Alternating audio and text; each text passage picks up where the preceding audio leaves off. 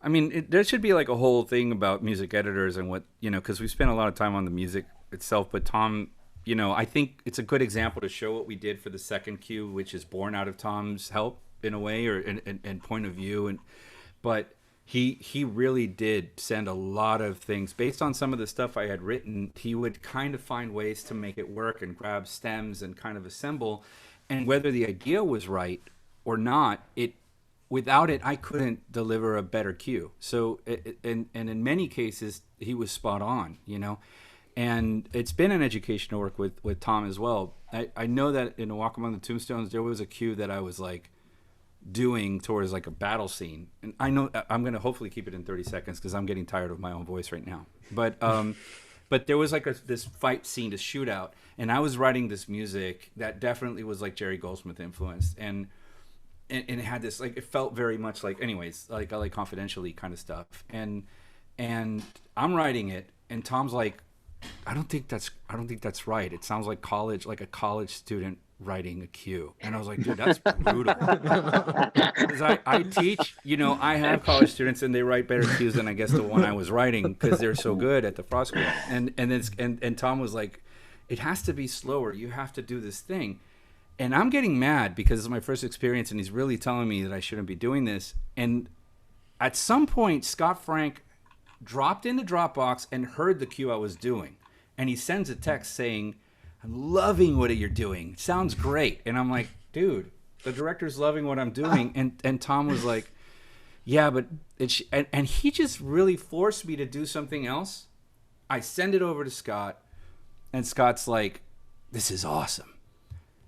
And I was so wrong, and I love it when you find yourself out to be so full of it, and I was in Tom's experience, and I can only encourage people if you get opportunities to work with people who don't suck like Tom, listen to them, for the love of everything holy, because they're going to bring a point of view that you just don't have the experience to offer yourself, and so he really, the diaper changer thing is a joke, but it's very true I think in the first one, and I always do listen to it, and we always argue and we're brutal with each other about things. But I always do pay attention to what he's saying because that's why it's a team. It's a collaborative effort. That's why the credits have they last for 25 minutes because there's so many people coming together and with the best intentions to make a really good story happen. And Tom's definitely one of those.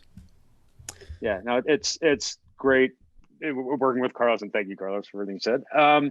But $20, bro. $20. There we go. Venmo.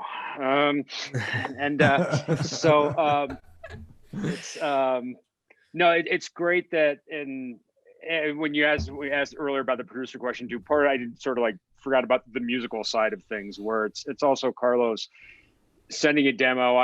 If it's sometimes Scott's the first one to hear something, probably more towards the beginning of stuff when he's initially getting thoughts approved, but as it starts coming to a cue by cue thing and I'm prepping them to show, I'll be the one to show them to Scott, and that or as Carlos sends them to me, I can get back to him and say, hey, you know what, this is really great, but you know what, this section maybe here is not working for some reason for me or something, and at least give some feedback, and he'll take it or leave it, but it's nice to be able to have more creative input with Carlos than some other, if you're working with somebody for the first time or anything like that. It definitely you have more. I have more of a hand in the final product, and then also I on these projects I actually do mix the music into the film against the dialogue and the